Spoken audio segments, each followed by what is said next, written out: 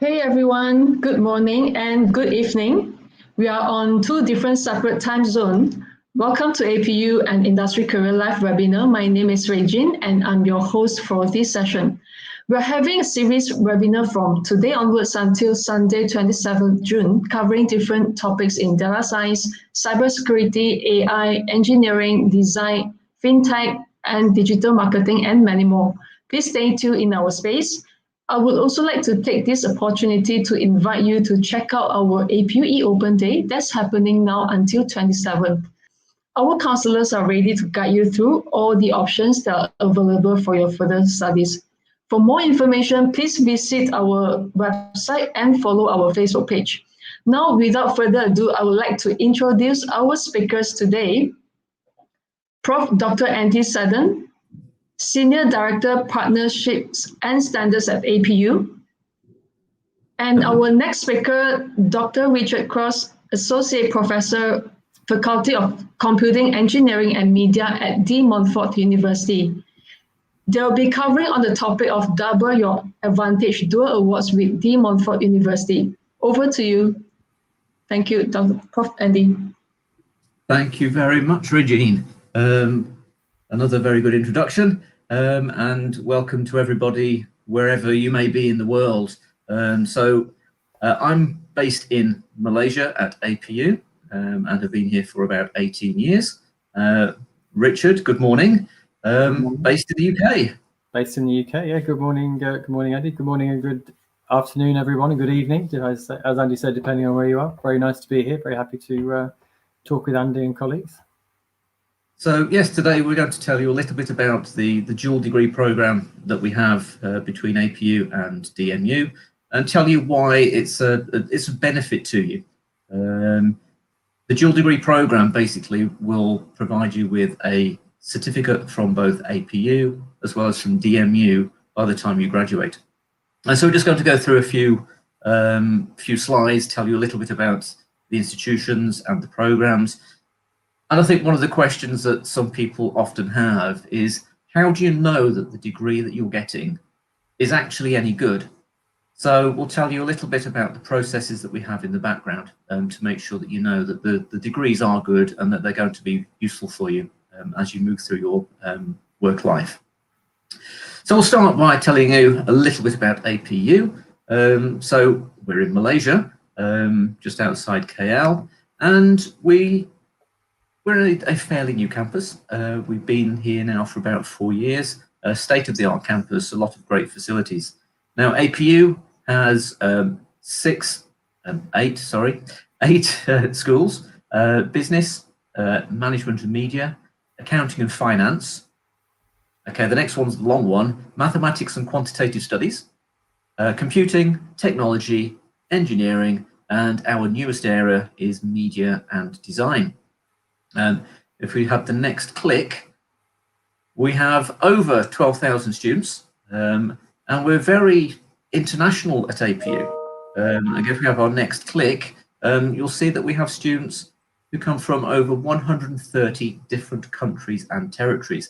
And that international outlook is something that is quite unique to APU in Malaysia. But there's a lot of similarity between our student body and where our students come from when we compare to DMU. So there's a lot of synergy, a lot of similarity between the two institutions. Again, we're working on the benefits of each institution. If we just jump to the next slide, we'll see a number of the accolades that we've won over the years. And some of the more recent ones relate to QS and the university rankings and ratings. Now you'll see just on the left of your screen, we are a premier digital tech university. We were one of the first couple of private institutions in Malaysia to obtain that status. That was a number of years ago, and we still hold that status because our history is through the use of technology, and that's where our programs originally started. But now the programs that we run with DMU have technology embedded within them. We are in the top 10 private universities in Malaysia, according to the rankings for this year. And we're also top 10, I've already mentioned that, sorry. We're number 1 for inbound exchange, which again is one of the key areas that we have at APU. We like to bring students in from different parts of the world because that helps to promote internationalization amongst our students. We have 5 stars in Setara, which is the Malaysian ratings exercise, as well as 5 stars as an emerging university. You'll see that we've got a number of QS ratings down the side, and some of those are what we're more concerned about, because that's what is important to students. Many ratings exercises will tell you how many books there are in the library. Well, that's all very useful. We know that most things are online now, so you can get access to that information. But facilities, teaching is important. If we can't teach properly, then we're not going to be able to provide that education. So teaching is one of the areas that we scored 5 stars in, and that's actually based on student feedback. Internationalization, we've mentioned, and we have a number of projects that we run at APU, including the one that was shown on the first slide, the Friends Project. And that's where we're working with 12 partners in Southeast Asia, 4 in Europe, to look at how we can promote internationalization, cultural diversity, and the awareness of different cultures and backgrounds to ensure people can work together. So we're doing a lot of work ourselves on being international. But to be truly international, you need to have a good partner. And we've been working with DMU for a number of years now. I'll now just pass you over to Richard, who'll tell you a little bit about DMU before we talk about the partnership. So over to Richard. Thank you very much, Andy. If we can just go on to the next slide. Thank you very much indeed. So over the next 2 or 3 slides, I'll give you a little bit of an overview of DMU, some of our sort of key facts and figures that give you some sort of context, and hopefully give you some idea of the sort of things that Andy's just been talking about and how the synergy is put into practice with DMU and the a lot of the commonalities in terms of approach to teaching and internationalization, and why it's central, and why APU is such a good partner, and why it's such a good fit for DMU.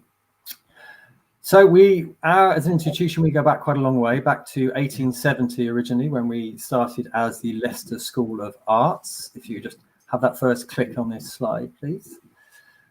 And then forward to 1969, we were designated a polytechnic. And then finally in 1992, we were awarded university status. And the current state of DMU as a whole, if we have another click, is that we have 29,000 students, and again from around 130 countries or so, which, as Andy mentioned, is remarkably similar to the sort of spread of demographic that APU have. And that puts us into the top 15 in terms of size within the UK. And about 80% of our students are from the UK, with about 20% of international.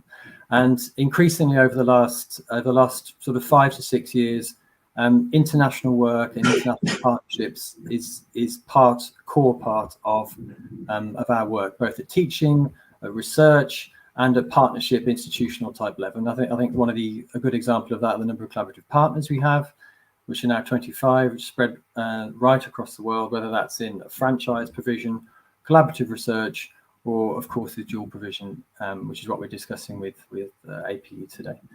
That then leads to a lot of engagement from external stakeholders and external academic stakeholders in terms of external examiners. So one more click should see us give you an idea of the number of external examiners we have as part of oversight of our academic programs, which is up to 280. And in terms of the structure of the whole university, with one more click, please. We've got 4 faculties. One more, I think, should take us through to the, there you go. We've got 4 faculties as a whole. That's the Arts, Design and Humanities, Business and Law, Computing, Engineering and Media, which is the faculty of which I'm a part, and Health and Life Sciences. And we have a comprehensive and very diverse portfolio of programs, which very closely align to those at APU. And I think that's why it's one of the reasons of the partnership is such a success and growing day by day almost, I think. Because of the synergy within not just in our approaches, but also in the cognate areas in which we focus. And I think that's also demonstrated by the fact that the partnership is right across all 4 faculties. We have dual awards in each broad cognate area, and I think that shows the strength and depth of the partnership at this current time, and also it beds such a firm foundation, I think, as we move forward together. Central to our work, obviously, as with APU, as Andy's mentioned, is the quality of our teaching. And I think a good example of that is the government-mandated Teaching Excellence Framework, the TEF, that was done in 2017 by the UK government, where we were ranked gold, the highest ranking that was possible, and one of 32 at the time. And that was together with a lot of Russell Group universities that you might be familiar with, Oxford and Cambridge and Warwick. And that we scored very highly in all the key metrics, but particularly proud of the inclusion that we have as a university. And we're very much a wider participation university, where we try and provide opportunity to students that may not have had it previously, whose families may not have had it previously. And we're very proud of our awards for social inclusion and the success we've had in Black and minority ethnic and disabled students, and bringing those into the university and providing those opportunities that they may not have had to date. To the point at which 2019 we were ranked by the Sunday Times as first in the UK for social inclusion, and also that we're very much focused on embracing the Sustainable Development Goals, the United Nations, to the point at which we're one of the academic global leads for SDG 16, which is for peace and justice. And obviously central to any university is not just the teaching, but also the research, and increasingly so. And our research, again, melds very well with APU in a number of areas, I think, and it fits into 5 broad key areas of focus for us. One is living in a digital society, and this is a growing area of work. And this includes strength in AI, cybersecurity, digital health, but also includes things like distance learning, teaching provision, technological constraints, digital design. And we're also focused very much on net zero, which is to do with environmental sustainability there, whether that's sustainable energy, or whether it's urban sustainability, or right the way to fashion recycling, that's a core part of our research activity. Equality and social justice. We reinforce DMU's commitments to things like decolonisation and the 2019 award that we just mentioned, but also in terms of Indigenous communities, homelessness, and health inequalities are also central to a lot of the work that goes on in our health and life sciences faculty. Final two are lifelong well-being, which is an area of research that I sort of focus on a little bit, and that's recognised research in health resilience, older populations. Other examples include medical designs and economic growth and human development. So it's the whole gamut of whether it's approaching some work that I might be doing, for example, in cancer studies, and other colleagues in health and life sciences, to the softer side of things in terms of the human development and economic growth and well-being in that sense. And finally, and this goes back to our origins really as a school of art, is the creative and heritage industries, and we're very known for its research in fine art, photography, and fashion, but other work include creative technologies, so not just the finer art of side things, but using multimedia and technology, which again is key to our partnership with APU. Creative economy, film adaptations, and marketing and design, and everything in between. So we try and do as much as we can, as well as we can, and with as high a standard as we possibly can. Next slide, please, and we shall get some examples of the sorts of things that we're talking about. Click through to the next slide, please, Joe. Lovely, thank you. So this gives some examples of this is some of the buildings that we've got and some of the capital estate that we've got on campus in Leicester, which is almost in the middle of England. We've got a wide variety of facilities right across all of the faculties. Again, we've got robotics labs, cybersecurity labs, fashion workshops, pharmaceutical laboratories, everything that the student would need to support their studies we have as best we can. And central to that is the number of National Teaching Fellow Awards. This is something that's recognised nationally by the government and by the educational establishment. That quality, and I think that's a way of demonstrating the quality and the outstanding nature of our lecturers and our delivery. And in terms of the numbers of NTFs that we have, that places us in the top 3 UK universities. But we don't rest on our laurels, and whilst we're very proud of the fact that we had the Gold Award for our teaching, and while we're very proud of the fact that we have a very high number of teaching fellows, we hold ourselves to very high standards. So whilst we have high expectations of our students and of the dual students, obviously, of course, with APU, we have very high standards and expectations of ourselves to be as best as we can be for the student, and to make sure that student experience is central to all we do, whether that's teaching or research.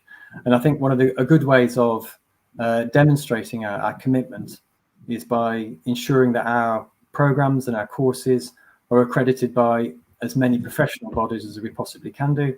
These are just one or two examples here that cut across the faculties, the accounting and management accounting, and also the IMechE in my own faculty. But I think this should give all students, whether they're on campus in Leicester, whether they're dual award students today, is the robustness and the validity of the work that both APU and ourselves are providing and producing for the students, and the sort of experiences we had is externally recognised and accredited by national and international bodies. And I think as a student, I would take great store of that and make great confidence of that. To think, well, I want to go down this particular trajectory. I've got this commendation of this accreditation by this external body, and actually that gives me confidence of when I graduate, I can go down a particular pathway, and knowing that the people that oversee the industry in which I want to enter are convinced of the quality of the award. And I think that's central to what Andy mentioned earlier about as prospective students. I think you should take confidence both in the evident quality that exists at APU, but also that we're trying to demonstrate today with DMU as well, and how we're bringing those two things together, about how that will provide numerous opportunities, and you should take great confidence in that, I think. So if you just go to one more slide, next slide, please. Next one through, Jerry, please, that'd be great. Lovely, thank you. And again, in terms of external verification, these are some highlights of some of the ratings and the rankings of the quality and the output of our work collectively as a university over the last few years. Top 3% of the 18,000 world universities, rated by UCAS as one of the UK's fastest growing universities, named as one of the 150 best universities in the world. And I think that adds, to the confidence you should have as you hopefully come on to the dual award, that both partners of the highest quality that we can be, but that we don't rest on our laurels, as I say, and that we're constantly trying to be the best we can be for you. And I think one of the ways that we do that is very tight links with industry, both at DMU and of course APU, which I'm sure Andy will explain in a little bit more detail perhaps as we go through. But one of the key aspects of our work with our partners, some of which are just some examples here, of the input they can have on both program development and program delivery, and again how that should give you confidence, thinking that I'm not just learning something theoretical from a whiteboard or from a presentation. I'm going to learn something that's real world, that's going to help make me work ready as I move forward past graduation.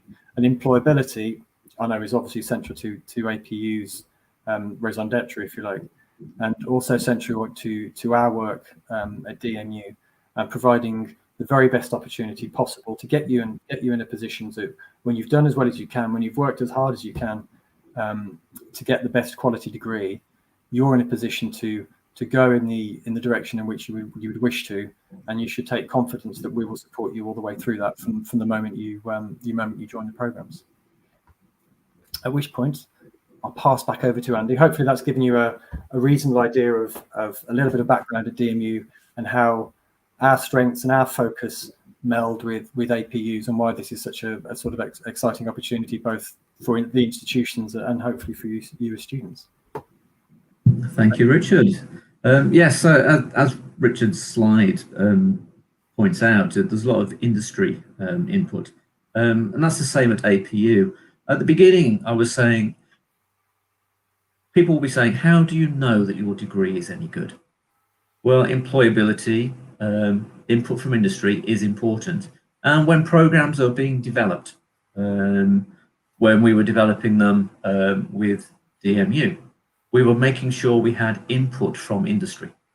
We want to know what skills are going to be required, not for today, because if you're joining a program today, the skills you learn today are not going to be useful in 2, 3, 4 years' time. So we have to make sure we're looking ahead, and by incorporating input from industry across all of our different areas through our industry advisory panels, and making sure we're benchmarking internationally as well. That means that what goes into the program is what we have, we call a skills matrix, and then we identify, go through from year 1 until the final year, all of the skills that employers are saying graduates are going to need in, as I say, 3, 4 years' time. And so that is always built into the programs. We have industry advisory panel meetings 2 to 3 times a year, again, just to get more feedback and make sure that we're doing the right things. So you can be assured that what goes into the program is based on what industry needs, and it's based on updates that are regular, and it's based on the international experience as well. So we're not just saying, you do this, you'll get a job in Malaysia. We're building it in internationally and benchmarking that way as well. So that's one of the key items.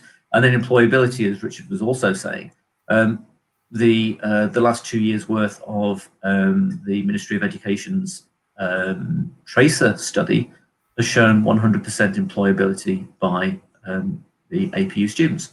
Now, it's not something that we conjure up. We could, throw loads of numbers around, and you could make anything seem like anything you want it to, but this is a government government survey, and that's shown 100%. So we're happy to be able to say that it's not us that's produced that number, it is the government. So employability, again, is something that we're striving for. But over time, we've been working with DMU, We started this partnership back in 2017. If we can just have the next click. We started working with our partners on what we call progression pathways. So we have one more click. It took a little bit of time to get the progression pathways in place, but in 2018, we then had every single program at APU mapped into DMU equivalent programs. Now, why do I mention that as being important? Well, a progression pathway is basically saying if you complete 1 or 2 years at an institution, another institution in another part of the world will say, great, you can come and join us. Now, you can study 1 year at an institution or 2 years, travel to Australia, UK, New Zealand, wherever you want, and they say, yes, you can come and join us. You've done 1 or 2 years at your institution. But when you start with us, you've got to go back to year 1.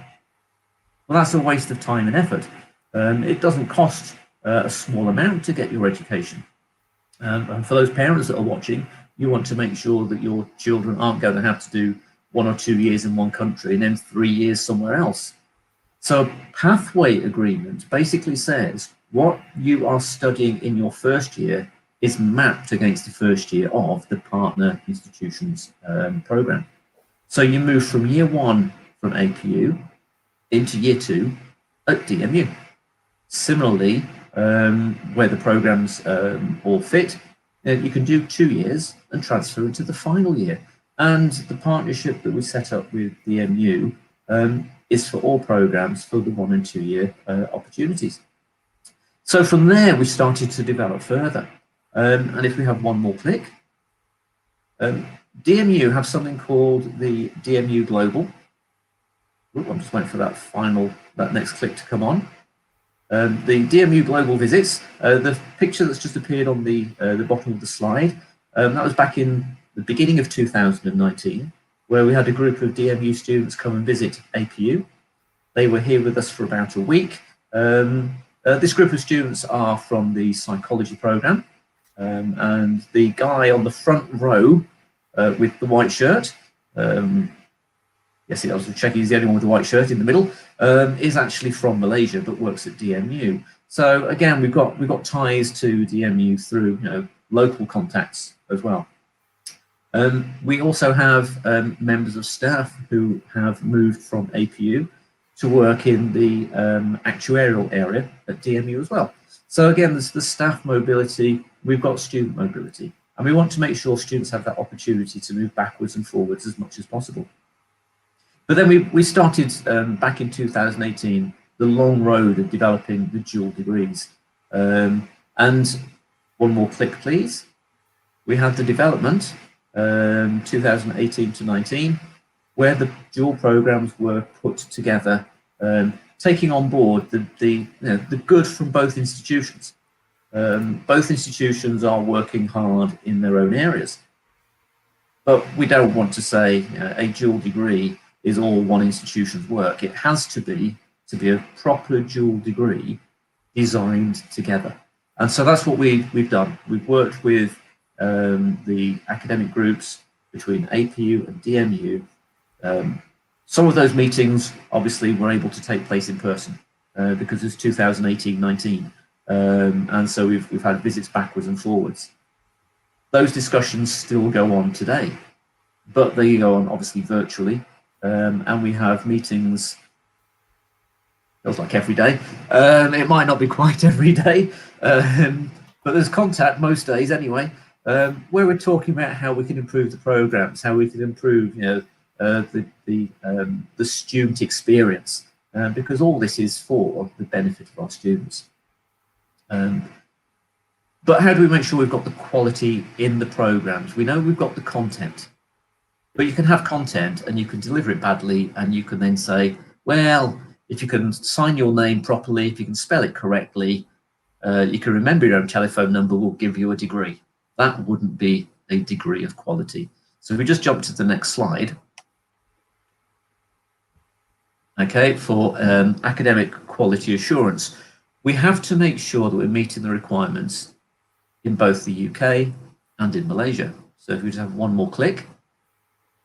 In Malaysia, we have the Malaysian Qualifications Agency. And in the UK, we have the Quality Assurance Agency. Now, both of those agencies are similar. They've worked with one another over the years as well to make sure that they've got the same basic standards. But we have to make sure that because this is going to be awarding you a degree from Malaysia and a degree from the UK, both sets of requirements need to be met. And it's not that difficult, but it's not easy. And we have to work together to make sure that we're meeting all the benchmark statements in the UK and the program standards in Malaysia. The grading systems are different. The credit hours are different. The number of hours you need to spend to get your degree is slightly different in the two countries. But we've worked together tirelessly to make sure that the structures will fit into both environments, and we have a joint set of regulations. So it's not now a set of regulations that run in Malaysia and a set that run in the UK. It is a truly joint set of regulations to make sure that you are getting the appropriate degree in both countries. And I mentioned the word appropriate. If we have another click, Richard also mentioned a moment ago the external examiners. Now, for this dual program, we use examiners who are both in Malaysia and also in the UK or Europe to make sure that we're benchmarking the requirements internationally. Now, there are many countries in the world where you don't need to do this. So, for example, in Australia, universities will just benchmark themselves internally. Between the schools, they will do that review and then say, well, we think the marking's okay. But in the UK system and in Malaysia, although we've extended it for this partnership, we have external people to the university checking. So if we have the next click, please. What do those external examiners actually do? Okay, sorry, that should be 2 clicks. Sorry, not 1, thank you. They review the assessments. So before students are given an assessment, they're checked. Because we need to make sure that we're not trying to get a student in their first year to write the equivalent of a PhD thesis, because that would be too much. But then when students are in their final year, we don't want them to have to, answer 2 multiple choice questions where you've got true or false, because that's too easy. So the external examiners are reviewing those assessments to make sure that they are appropriate to the program. They cover what we call the learning outcomes, and they're also appropriate for the year of study that the student is in. So that's one job that they do. But that's only part of it. How do we then know that the mark that a student is given is the correct one?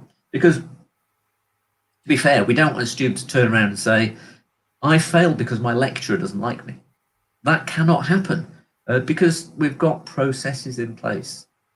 We mark things anonymously as much as we possibly can. Now, for presentations, about 1.5 years ago, I would have been saying, in presentations, you wouldn't be wearing a mask. We would know who you were. Now you might be wearing a mask, but that's because of the COVID situation. But apart from that, we will do things anonymously as much as we possibly can, so that the lecturer who is marking the work doesn't know who submitted it, and they're marking against an approved marking scheme. Okay, that's stage 1, but then we have internal reviews and internal marking by a second member of staff. That's somebody else who's got expertise in the area, but they didn't teach that particular group of students.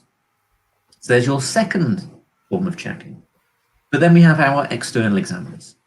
And like we say, some of those examiners are in Malaysia, some are in Europe, UK, and they are also going to be checking that the marking is at the appropriate level. Now, they're not going to know who the students are, and even if they saw the names, I told you we have students from 130 different countries and territories, they might find it a bit difficult to pronounce or remember some of our students' names. So you can be assured that when they are doing that moderation of marking, that the standards are being checked and it's not anything to do with liking or disliking a particular student. By the way, we don't dislike any students, we do like them all. And so the final point, like I've already mentioned, we have our joint regulations, and that's to make sure that we're meeting both sets of requirements. The last bit is just a general statement So the next click, degrees are awarded under an approved collaboration in accordance with the QAA quality code for higher education for assurance of academic quality and standards in higher education. It's a long statement to actually read in one breath, but I think I got there. So that's how we assure the quality. So you know that we've got industry input. You know that we've actually got people doing that reviewing.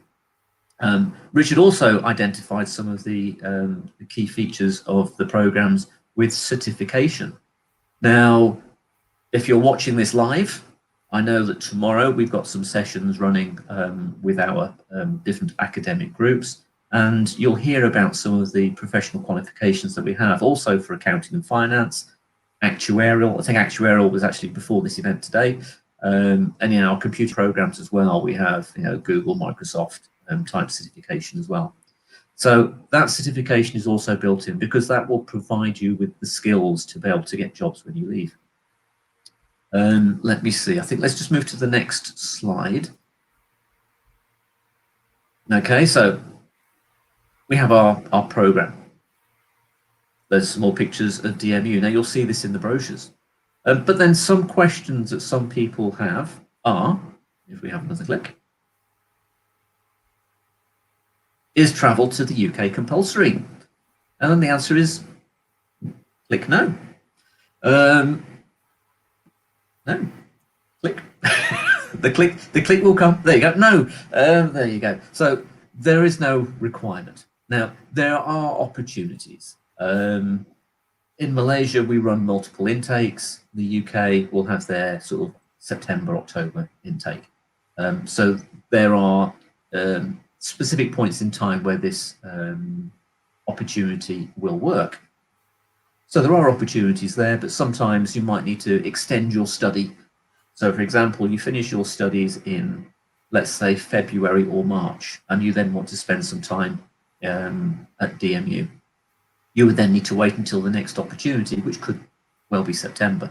So there might be some delay in your program if you do that, but those opportunities are there for you at all levels.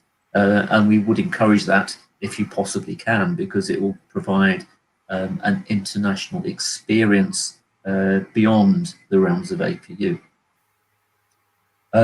If we move to the next slide, the next slide is back to you.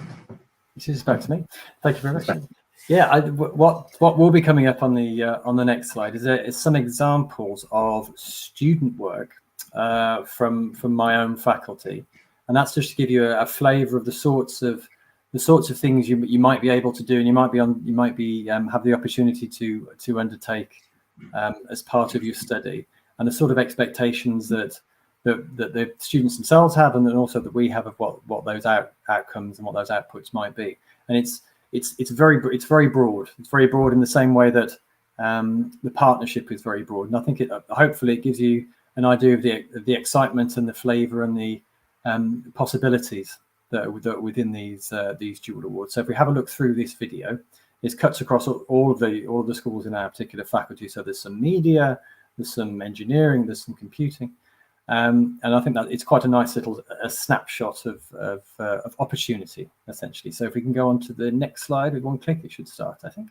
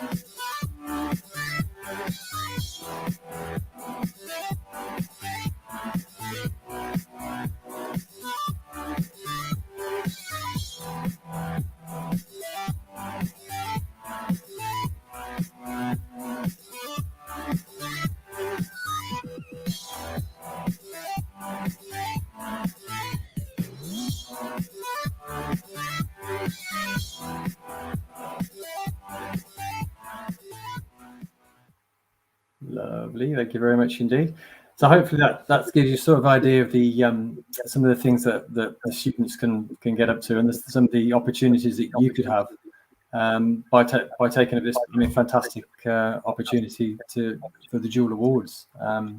It's, as Andy was saying, the ensuring that the quality is central to what we do by having it checked externally, whether it's the accreditation body, whether it's external examiners, both in Malaysia and the UK, is central to ensuring that the self-criticism that we have on ourselves to be as good as we can be is not just us talking to ourselves effectively, as Andy was sort of referring to. It's important that you can see, right, okay, I'm going to go, it looks fantastic, it's a great opportunity, but how can I be assured that what I'm going to be studying is externally verifiable and it has value? Hopefully some of the things that we've talked about to this point can give you that sort of confidence, but the students wouldn't be producing the sorts of levels of work that you've just seen there, and certainly that they do in APU with the many awards. I know that the students win APU without the skills that you can learn, the environment in which you can study those skills within, and the support that we as institutions try to provide. That it wouldn't be possible without any of those things. So please take confidence from what we're saying and look very seriously at this opportunity, as an opportunity for yourself. Back to you, Andy. Thank you very much. I've just sent a quick message to Jerry because I know after we have the video, sometimes we get some feedback. So hopefully that will vanish. I think that's gone now. Thank you, Jerry. Okay, right. So let's move to the next slide. Oh, there we go. Right. So again, why do you think we've got a photo of London, seeing as Richard has already said that they're in the middle of the country? Well, DMU actually do have a lot of links into London. The fashion industry is one of them. There are a number of activities that take place in London as well, but there are lots of different activities based in the London area as well. So it's not, here's London and it's nowhere near London. There are activities there, unlike some institutions that will tell you they're in London, they're nowhere near. Okay, right.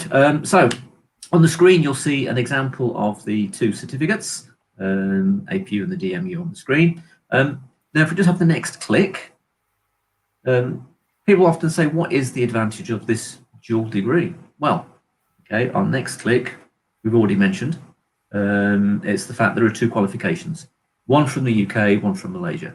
Now, that's two bits of paper. Yeah, okay, so what?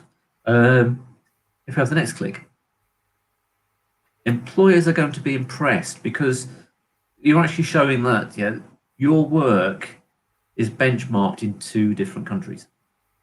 That is the key thing. Some countries in the world, some people might say, we prefer to see a Malaysian degree. Some might say, we prefer to see a UK degree. So if you've got both, then you can use the one that you need for the purpose you need it for. So I think that's one of the benefits. But I think it's that joint nature of the programs. You can then turn around to your prospective employers, and you might have taken up an opportunity for some travel to DMU, fine. But you will have been able to make the most of input from UK colleagues as well.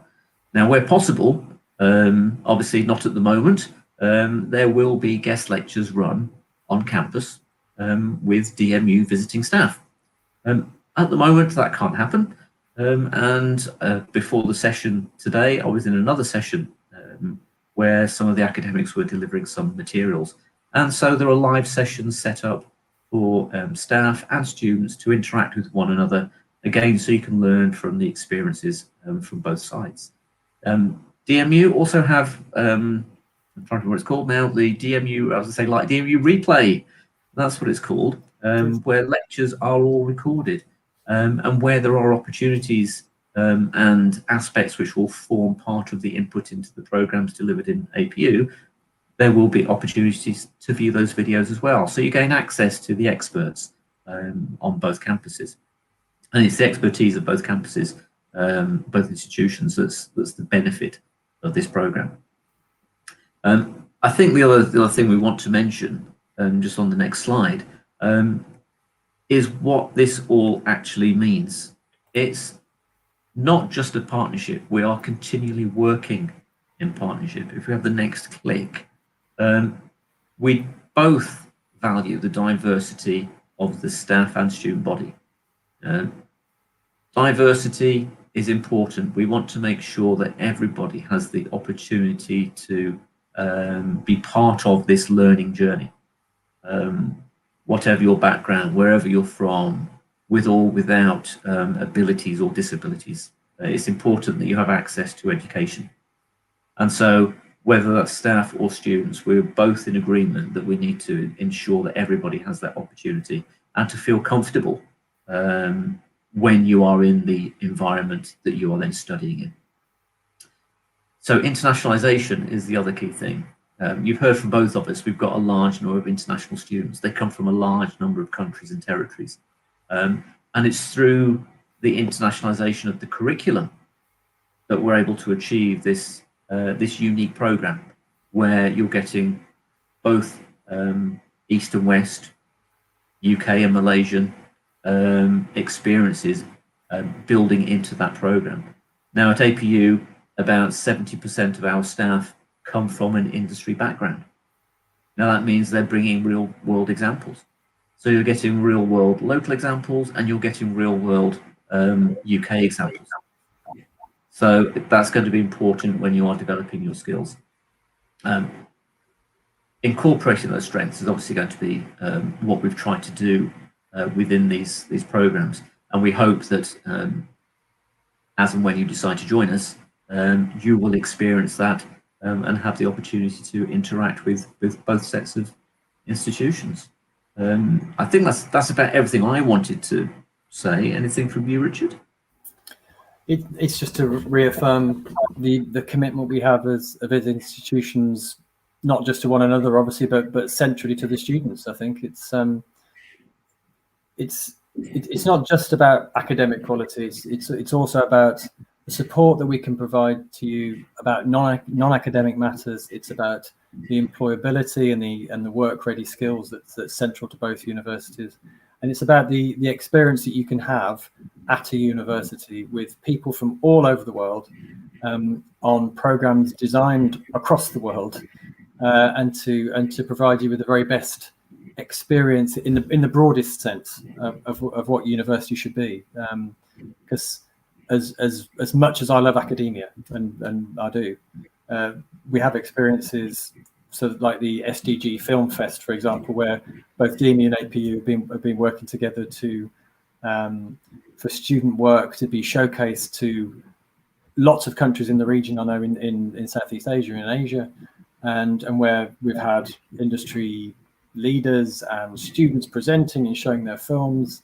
And I think it gives a good idea of the sorts of experiences you can have as a university student, and in particular the sorts of experience you can have on the dual award. I think, and it is quite singular in that sense. And if there's without any sort of contradiction in terms of the singularity in the dual award, but the opportunity you could have in doing this sort of thing is one I wish I'd have had when I first went to university.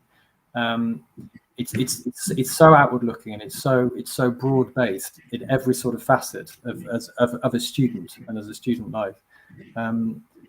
Please think seriously about what it could enable you to do, both whilst you're studying and probably more importantly what you're going to do upon graduation to service the passion you may have for any particular area, whether it's media, whether it's technology based, whether it's something else. But you use us as a springboard to where you want to be ostensibly, and grab every opportunity that you can have to have the best experience you possibly can have, whether it's academic or non-academic, to be the sort of best version of yourself as you can be on graduation, I think. Okay, thank you very much. I was going to say, obviously, it said when you're at university, it wouldn't have been that long ago. You're so young compared to me. I've never left university.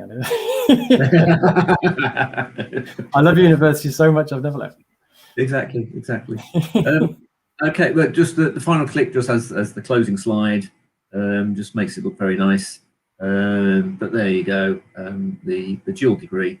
I don't know whether we have that many questions this time, but if we are ready, we can pass over to Regine, and she will then lead us through any questions that might have come in. Hi, thank you. Thank you for sharing, Prof. Andy and Dr. Richard. It was very informative and interesting to watch all the video. And now it's time for our Q&A session. Everyone, please feel free to drop your questions in the comment section and we will address them accordingly. Right, let me check out.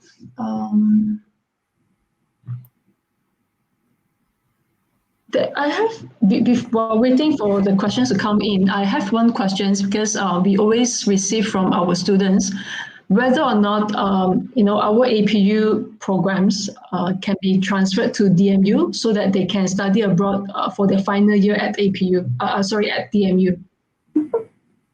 Yes, the structure that we've got, as long as you've studied a minimum of 2 years in Malaysia, then you will still be able to get the dual degree program. So if you were to transfer to DMU for the final year, 2 years in APU to begin with, and then transfer to DMU for the final year, you can go and complete the degree there, and you'll still get the dual degree out of it. Right. So there's no any requirement that they have to achieve? Oh, okay. There are going to be requirements for entry into the UK. They change. At the moment, it would be, make sure you've got 2 jobs. But in the future, it might be something different. I don't know, Richard, if you've got any information on what those entry requirements are. I think they're surprisingly even now that we've sort of moved away from the EU in some sense. It's the best thing to do. They're changing perpetually quite often, I think. So it's really a case of if you think that as a student at some point in your studying period you'd like to come over, and as Andy said, there's the opportunity to that, and that's all of those progression agreements that Andy talked about. They've just been renewed again very recently as well, so you should have confidence in that. You need to plan ahead and think ahead very clearly about at which point you want to go, and then start familiarizing yourself with processes, start familiarizing yourself with expectations and requirements, just so that you can then work backwards from the date at which you would potentially like to come over, and then you can put in place the various steps that you need to in order to tick all of those boxes, because they can be quite particular. But again, preparation is the key, really. Preparation and familiarization, I think, is the key. Yeah, because you're going to have to make sure that you've got the visa to go, and that takes some time to prepare. But when it comes to program requirements, you'd have to have passed everything to get that transfer. So if you've done 2 years and you failed half of it, no, you're not going to go. You have to be have a clean slate when you transfer. But the language requirements, because you will have been studying at APU, then there is less of an issue with that, because everything we do at APU is taught and assessed in English. So again, the agreement we have with DMU is that they're accepting the standard of English from the students because you've got that experience. Yeah. Okay, thank you. Of course, we have our team, student services, here to assist students for any transfer or progression process. So you will have our assistance. And I think there's no questions still. Actually, I saw one. Crazy Richard. I don't think it's Crazy Richard that's on the other line here. But Crazy Richard, yeah, do you have actuarial science 2+1? So I don't know whether to call you Crazy or call you Richard. But good question. Again, it's basically the same sort of answer. Yes, you could study 2 years at APU, transfer to DMU, and complete the degree.